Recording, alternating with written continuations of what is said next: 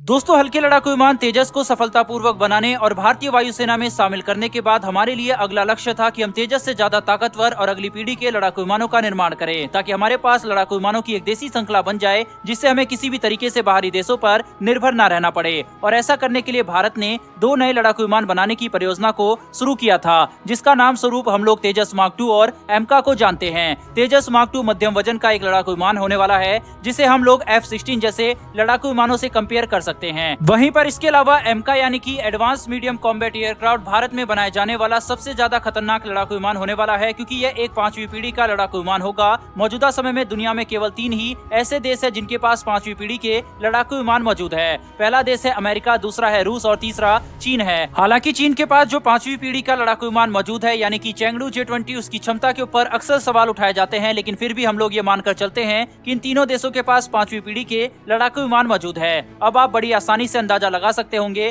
कि हमारा एमका कितना ज्यादा खतरनाक और एडवांस लड़ाकू विमान होने वाला है। यहाँ पर एक रिपोर्ट भी निकलकर सामने आई थी कि हमारा एमका एक 5वीं पीढ़ी का नहीं बल्कि 5.5th जनरेशन का लड़ाकू विमान होने वाला है, जिसके अंदर काफी ज्यादा एडवांस आर्टिफिशियल इंटेलिजेंस टेक्नोलॉजी को भी इंटीग्रेट किया जाएगा, जो कि हमारे एडवांस मीडियम कॉम्बैट एयरक्राफ्ट को विश्व में मौजूद कुछ सबसे ज्यादा खतरनाक और विनाशकारी लड़ाकू विमानों की श्रेणी में लाकर खड़ा कर देगा। वहीं पर हर भारतीय बड़ी ही बेसब्री से इंतजार कर रहा है कि एमका की पहली झलक देख सके और जल्दी से जल्दी एमका को भारतीय वायुसेना में शामिल कर लिया जाए, ताकि हमारी वायुसेना विश्व में कुछ सबसे ज्यादा शक्तिशाली वायुसेनाओं की श्रेणी में आकर खड़ी हो जाए। अब एमका से ही जुड़ी एक बहुत ही बड़ी खबर निकलकर सामने आ रही है, और ये खबर एमका के टाइटेनियम बल्क हेड को बनाने का काम शुरू कर दिया गया है, इसको लेकर है। दरअसल बल्क हेड किसी भी लड़ाकू विमान के स्ट्रक्चर का एक बहुत ही ज्यादा महत्वपूर्ण हिस्सा होता है। दरअसल बल्क हेड वह हिस्सा होता है जो कि एक बार अगर किसी विमान में लग जाए तो वह जब तक वह विमान रहता है तब तक उसका बल्क हेड उसी तरह से रहता है, यानी कि बल्क हेड को कभी भी चेंज नहीं किया जा सकता। अब आप अंदाजा लगा सकते हैं कि एक लड़ाकू विमान के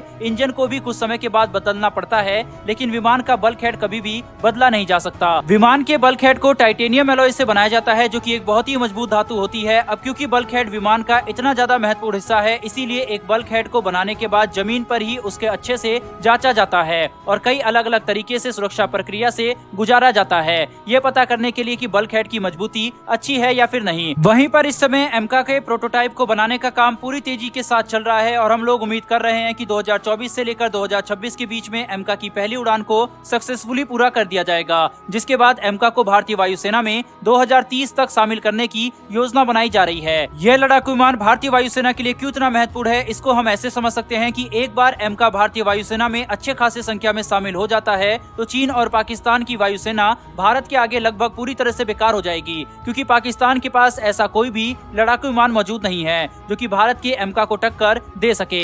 हमारा सुखोई ही पाकिस्तान को इतना नुकसान पहुंचा देता है। वहीं पर मिराज जैसे विमान से हम लोग बालाकोट जैसी स्ट्राइक को अंजाम दे देते हैं, तो आप अंदाजा लगा सकते हैं कि एक बार भारतीय वायुसेना के पास अगर एमका जैसा 5.5th पीढ़ी का लड़ाकू विमान आ गया तो भारतीय वायुसेना कितनी ज्यादा शक्तिशाली बन जाएगी। वहीं पर एमका और तेजस मार्क 2 के अलावा भारत अपनी नौसेना के लिए एक डेक बेस्ड फाइटर एयरक्राफ्ट को भी बना रहा है। भारतीय नौसेना के प्रमुख ने खुद ये कहा है कि राफेल और F-18 मात्र कुछ समय के लिए भारतीय नौसेना में शामिल होने वाले हैं, क्योंकि भविष्य में हम लोग हमारे स्वदेशी TED-BF का ही इस्तेमाल करेंगे। इन सभी एडवांस और अगली पीढ़ी के लड़ाकू विमानों को बनाने के साथ भारत अपनी मंशा को साफ कर चुका है कि हम लोग हमारी रक्षा जरूरतों के लिए किसी भी बाहरी देश पर अब निर्भर ज्यादा दिन तक नहीं रहने वाले। दोस्तों, एमका को लेकर पिछले 2-3 महीनों से काफी खबरें आ रही है, जिससे ये साफ पता लगता है कि भारत इस प्रोजेक्ट पर पूरी तरह से जुड़ चुका है और वो दिन दूर नहीं जब भारत डिफेंस में पूरी तरह से आत्मनिर्भर बन जाएगा।